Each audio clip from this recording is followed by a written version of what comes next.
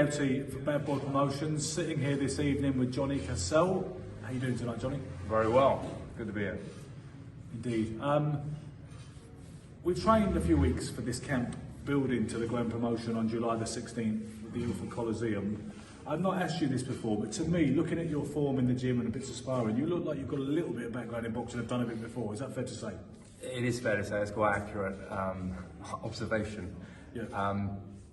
You know, I had a very short amateur tickle. Yeah. Couple of fights, yeah? I had two fights, yeah. I had two fights. I'd won one, I'd lost one.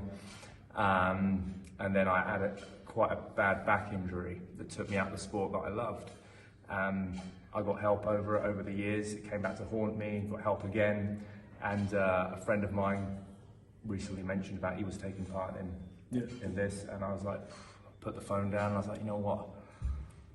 I just couldn't stop thinking about it. I was like, this is a chance to reconnect with something I used to love, you know? I think that's the great thing about white collar boxing when it's done properly as well, is it allows it allows an entry level for people who perhaps could have been quite good but went down another road in life, and without being all consuming like the amateurs, the serious amateur game and the professional league. Obviously, this provides a kind of leisure environment for boxing where people can get a taste of that life.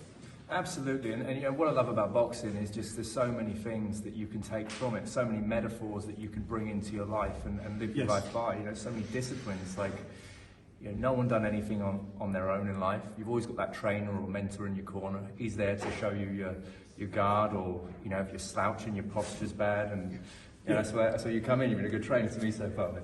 Well, I want to talk about mentorship. That's a nice link into what I'm about to talk about next. Mm-hmm. We get all sorts in here, ordinary men and women, or even extraordinary men and women, as the case might be, who have various different kind of occupations or walks of life. Yeah. You have a rather interesting day job, I believe, if you'd like to pick up the story for me. Okay, yeah, I do have a very colourful business. I help people with their confidence in their social and their dating life. I help them design a lifestyle that's a bit more fruitful for them.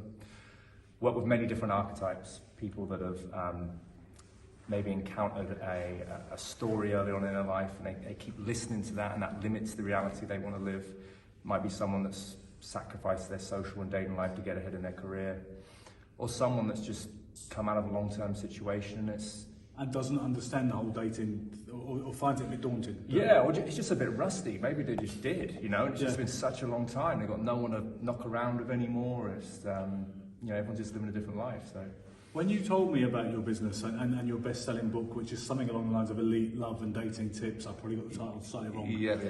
But it reminded me of that book, The Game, where it basically takes men of any kind of standing and position in life who may not be the most successful with the fairer sex in a fail-safe manner, and it suddenly turns them into these fail-safe Lotharios. Is that similar to what you do?